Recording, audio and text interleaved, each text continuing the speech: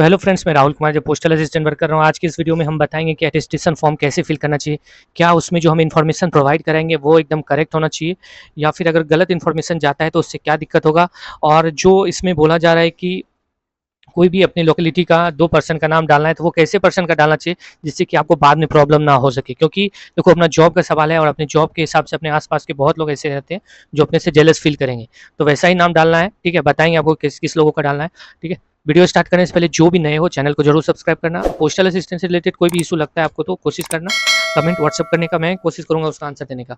सबसे पहले form fill करने से पहले जो फॉर्म मैंने प्रिंट निकाला है उसमें वार्निंग दिया हुआ है। क्या वार्निंग दिया हुआ है कि सबसे पहला वार्निंग है कि आप जो है फॉल्स इन्फॉर्मेशन कुछ भी प्रोवाइड मत करवाना, नहीं तो आपको आपकी जॉब से निकाला जा सकता है, डिस्क्वालीफाई किया जा सकता है, ठीक है।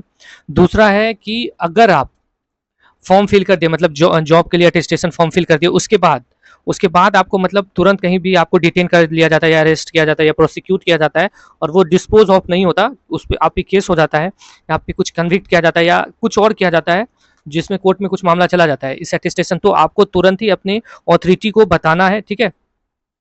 नहीं तो बाद में अगर पता चलता है तो आपको जॉब से निकाल दिया जाएगा। थर्ड क्या है, if the fact that false information has been furnished और that there has been separation of any factual information in attestation forms comes to the notice, मतलब कुछ भी फॉल्स इंफॉर्मेशन आप उनको प्रोवाइड कराते हैं और वो नौकरी के दौरान कभी भी उसके नोटिस में आता है, ठीक है, तो आपको कभी भी नौकरी से निकाल दिया जाएगा। तो मेरा यही कहना है कि आप कोशिश करना फॉल्स इंफॉर्मेशन ना दे, ठीक है। फॉल्स इन्फॉर्मेशन देने से कोई फायदा नहीं है, नहीं तो फिर बाद में अगर आपको दिक्कत हो जाएगा तो फिर भाई बाद में कुछ कर नहीं सकते, क्योंकि अगर आप 2-4 साल जॉब कर लिया, आपका डेट चला गया तो फिर तो बहुत दिक्कत है। चलो स्टार्ट करते हैं। सबसे पहला पॉइंट है क्या, नेम। नेम के लिए तो कुछ आपको जानना नहीं है, ब्लॉक लेटर में लिखना है।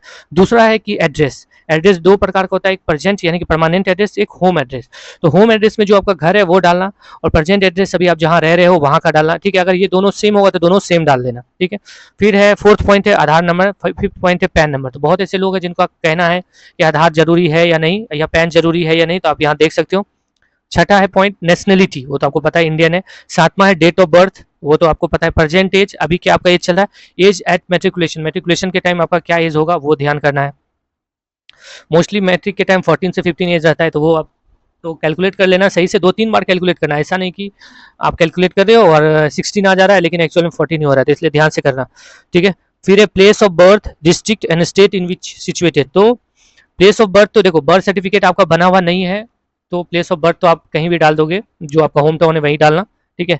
District and state to which you belong, ठीक है। District and state to which your father originally belong, ठीक है। ये तो आप समझो कि आपके पिताजी कहाँ से बिलोंग, ओरिजिनली कहाँ से। जैसे बहुत लोग ऐसे होते हैं कि हैं बिहार के लेकिन दिल्ली में बस जाते हैं, लेकिन आपके पिताजी का अगर जन्म बिहार में हुआ है तो बिहारी लिखना।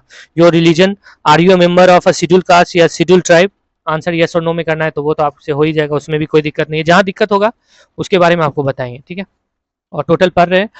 और 10वां पॉइंट है particulars of place where you have resided for more than 1 year at a time during the preceding 5 year. इसमें जो एक पॉइंट है 10वां, उसमें ये भी बोल रहा है कि 10 मतलब पिछले 5 साल में आपने किसी एक जगह पे लगातार अगर 1 साल रहा है तो उसका भी नाम बताना है, ठीक है। और या फिर अगर आप इस दूसरे जगह दूसरे देश में रहे हो या कहीं रहे हो, मतलब 21 ईयर अटेंड करने के बाद, तो वो भी आपको बताना है, ठीक है। फिर एक आ जाता है फादर का नेम, मदर का नेम, अगर स्पाउस है तो स्पाउस का नाम डालना। फिर एक 12वां पॉइंट में है बच्चे का नाम डालना, अगर बच्चा है तो उसका भी नाम डालना। ये सब तो नॉर्मल है। फिर 13 पॉइंट जो है, जो सभी लोगों को इसके बारे में टेंशन है, educational qualification showing place of education with years in school and colleges since 15th year of age, ठीक है।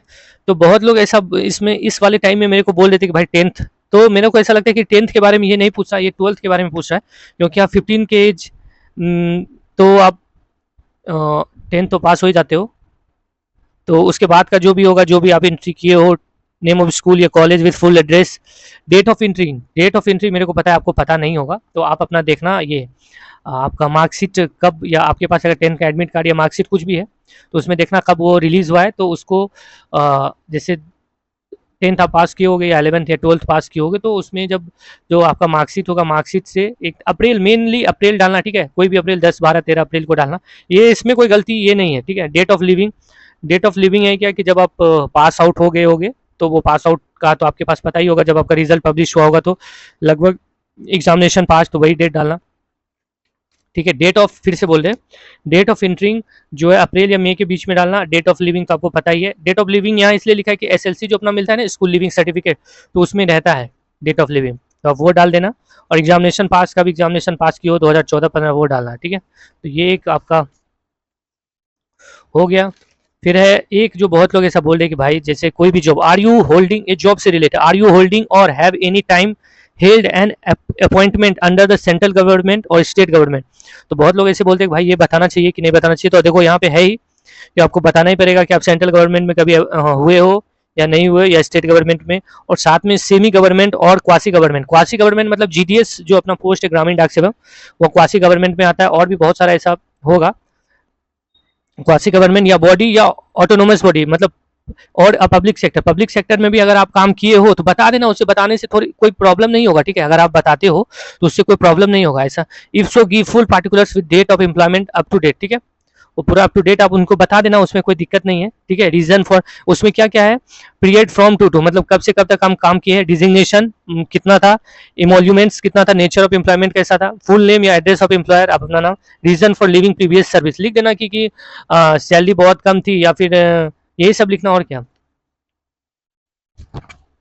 एक चीज और है उसमें 14 पॉइंट में कि if the previous employment was under the government of India, state government या अंडरटेकिंग ओन बाय या control by government of India और स्टेट गवर्नमेंट या ऑटोनोमस बॉडी, यूनिवर्सिटी या लोकल बॉडी, अगर रहेगा तो लिख देना है। अब जो सबसे इंपॉर्टेंट पॉइंट आ रहे हैं 15 में, जिसमें लिखा हुआ है have you ever been arrested. तो अगर आप कभी भी अरेस्टेड नहीं हो तो उसमें नो लिखना, अगर आप अरेस्टेड हो तो वहां पे यस लिखना, नहीं तो दिक्कत हो जाएगा, ठीक है। क्योंकि आपको लगेगा कि पता नहीं चलेगा, लेकिन होता क्या है कि आपका जो आप कभी अरेस्ट हुए हो तो आप नहीं जानते, लेकिन आपका जो नेवर है वो जानता है। तो कभी ऐसा आपका उसमें झगड़ा होता है तो वो एक लेटर लिख देगा ऑफिस में कि इतने इतने तारीख को ये यहाँ यहाँ में अरेस्ट हुआ था, यहाँ पे इसका ये चल रहा है, तो आपको दिक्कत हो जाएगा, ठीक है।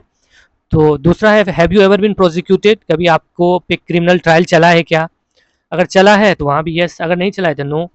Have you ever been under detention, कभी आपको नज़रबंद किया गया या जेल में रखा गया है, ऐसा है तो यस तो हाँ, नहीं तो no. Have you ever been fine by a court of law, देखो हाँ ये वाला जो कहानी have you ever been fine by a court of law, तो ये क्या होता है, जैसे हम ऑफिस में जाके पूछें कि तो उनका क्या, जैसे उनको बोले हम कि मैडम यहाँ पे क्या लिखना है, तो जैसे उनको हम बताएं कि अगर हम गाड़ी का चालान कोर्ट से फिल किए तो वो लिखना चाहिए क्या, तो वो बोले कि देखो वो तो नो, कोई केस नहीं होता, वो डिस्पोज ऑफ हो जाता है, आप जैसे चालान भरोगे तो वहाँ पे नो ही डालना, मत बताना। लेकिन मेरा क्या कहना है, जैसे ये स्टेटमेंट है उसको पढ़ने से पहले और फिल करने के, ये जो have you ever been arrested, have you ever been prosecuted, have you ever been kept under detention, ये अगर इसमें आपको कुछ भी ऐसा लगता है कि आप नहीं जान रहे हो तो आप अपना ऑफिस जाना, ठीक है। ऑफिस जब डॉक्यूमेंट वेरिफिकेशन के टाइम, तो उस टाइम उनसे आप पूछ सकते हो, ठीक है। Have you ever been fine by a court of law, तो देखो दो तीन तरह से, एक तो क्रिमिनल केस आप पे चलेगा, तो वहाँ पे भी कभी कभी ऐसा होता है कि जैसे आप कोई सरकारी संपत्ति को तोड़ दिए हो या फिर ऐसा कुछ हुआ है तो आप पे फाइन बोलती है कोर्ट देने के लिए। या फिर जैसे आप ट्रेन में टिकट बिना टिकट के चले और टीटी से कुछ ये कर दिए, टीटी फिर आपको कोर्ट के पास लेके चला गया तो वहाँ भी फाइन भरना पड़ता है। या फिर आप चालान जो किए हुए हो वहाँ भी भरना पड़ता है, तो कभी कभी वो कोर्ट से, तो वो है क्या कि मेरे को लगता है बाइक वाला चालान तो नहीं होना चाहिए, लेकिन ये वाला आप इस कॉलम को फिल मत करना। वैसे ऑफिस में तो बोला नहीं बताने के लिए, लेकिन अब एक बार आप जहाँ ज्वाइन करने जाओगे वहाँ भी पूछ लेना, ठीक है। Have you ever been convicted by court of law for any offence, तो अगर आपने, आपको कभी किसी जैसे मारपीट या किसी भी चीज़ के लिए आपको कन्विक्ट किया, दोषी करार किया गया है, तो यस और नो आपको पता होना चाहिए। अगर आपके ऊपर is any case pending against you in any court of law at the time of filling of the attestation form, yes और नो। अगर कोई आपके ऊपर जब ये फॉर्म फिल करे अटेस्टेशन का, तो आपके ऊपर कोई भी उस समय केस पेंडिंग है, अगर पेंडिंग है तो उसमें यस और नो लिखना है। वेदर डिस्चार्ज या एक्सपेल्ड या विड्रॉन फ्रॉम एनी ट्रेनिंग या इंस्टीट्यूशन अंडर द गवर्नमेंट और अदरवाइज, किसी भी कभी भी आप डिस्चार्ज हुए हो या एक्सपेल किए गए हो या फिर विड्रॉ फ्रॉम एनी ट्रेनिंग या इंस्टीट्यूशन अंडर द गवर्नमेंट और अदर वाइज, तो इसमें यस और नो लिखना है, ठीक है। एक्चुअल में क्या होता है, कुछ कुछ छोटा बात तो इन लोग को पता नहीं चलता है, लेकिन अगर देखो कुछ कुछ बात से ऐसा नहीं है कि आप लिख दोगे तो ये आपको नौकरी से निकाल देगा, ऐसा कुछ नहीं होता है, ठीक है। अब एक आता है, if the answer to any of the ever mention question is yes, give full particulars of the case या अरेस्ट या डिटेंशन या फाइन या कन्विक्शन या सेंटेंस या पनिशमेंट etc एंड और the nature of the case pending in the court या university या educational authority etc at the time of filling of the attestation form. देखो यहाँ सब लिख दिया है, जैसे क्या एक्सपेल कहाँ होते हो, एग्जामिनेशन हॉल में एक्सपेल किया जाता है, ठीक है। तो इसने लिखा है कि इफ द आंसर ऑफ, आप जो ऊपर वाला जो है इसमें अगर किसी में the answer of any of the above mention A question is yes, give full particular of the case, case अगर है तो उसका पूरा पार्टिकुलर दीजिए, या अरेस्ट हुआ है तो उसका दीजिए, आपको डिटेंशन क्यों किया गया उसका दीजिए, या फाइन किया गया तो उसका दीजिए, या कन्विक्शन किया गया तो उसका दीजिए, सेंटेंस किया गया तो उसका दीजिए, पनिशमेंट किया गया तो उसका दीजिए, ठीक है। इटीसी एक चीज यही बताएंगे, अगर बाइक वाइक चलान में आपके ऊपर अगर फाइन हुआ है नाम से, तो आप देखना, अगर गाड़ी पे फाइन होता है, जैसे मेरे को जैसा पता है कि जो चलान बाइक वाला चलान होता है उस पर आपके बाइक पे चलान होता है, आपके ऊपर नहीं होता है, तो बाइक पे हुआ है तो उतना मत लिखना, क्योंकि बाइक कोई भी चला सकता है, घर में तो 5 लोगों के चलाते हैं, नाम दूसरे पे रहता है, ठीक है, वो लिखने की जरूरत नहीं है।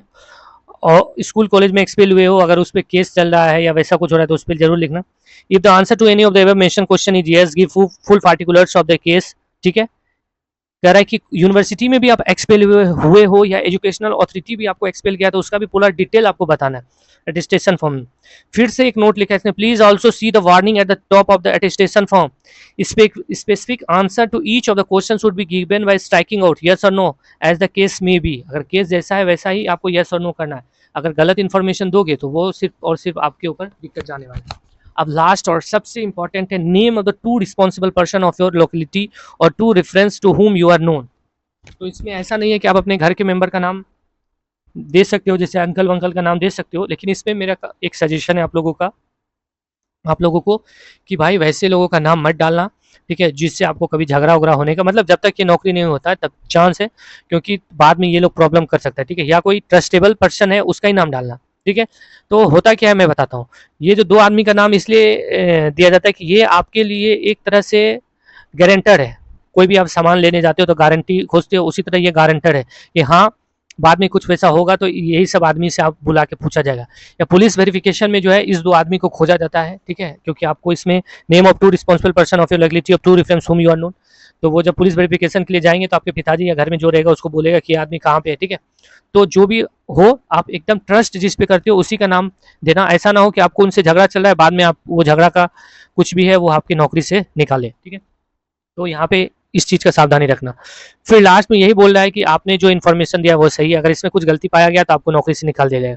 तो मेरा यही कहना है कि आप कोशिश करना जो भी इन्फॉर्मेशन दे सही दे, गलत मत देना। अगर आपके ऊपर कुछ केस वेस, मेन केस वाला ही केस है कि अगर केस वेस चल रहा है तो ऐसा मत समझना कि उनको समझ में नहीं आता है, उनको समझ में नहीं भी आएगा, लेकिन कभी जो आपका जॉब लगता है ना, तो आपका जो जिसके कारण आप पे केस हुआ, मान लो घर गाँव के कुछ झगड़े के कारण केस हुआ, तो वो लोग को पता चलता है, फिर वो एक लेटर मान लो लिख देगा ऑफिस को, तो दिक्कत हो जाएगा। लेकिन आप पहले से बताए हुए रहोगे तो वो आप ऑफिस को बोल सकते हो कि मैंने तो इसको अटेस्टेशन फॉर्म में पहले से बता रखा था, तो उस टाइम ही आपको देखना चाहिए था, ठीक है। तो अटेस्टेशन फॉर्म हो गया।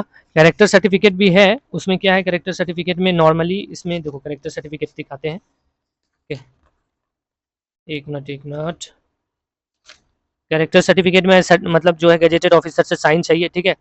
और इसमें है कि सर्टिफाइड एट श्री कुमार, कितने मंथ से आपको पहचान रहा है वो भी लिखना है, ठीक है। तो कैरेक्टर सर्टिफिकेट कोशिश करना जो गजेटेड ऑफिसर कौन कौन है, जैसे MBBS doctor, government MBBS doctor, college का प्रोफेसर, ये सब है, स्कूल का प्रिंसिपल 10+2 का, ये सबसे करवाना इजीली कर देगा, ठीक है। तो मिलते हैं नेक्स्ट वीडियो में, और कुछ आपको जानकारी चाहिए तो बताना, मैं कोशिश करूँगा आपको जानकारी बताने का, ठीक है। चलो thank you, bye, good night. और जो भी नए हो जरूर चैनल को सब्सक्राइब करना, अपने भाई को सपोर्ट करना, ठीक है। चलो बाय।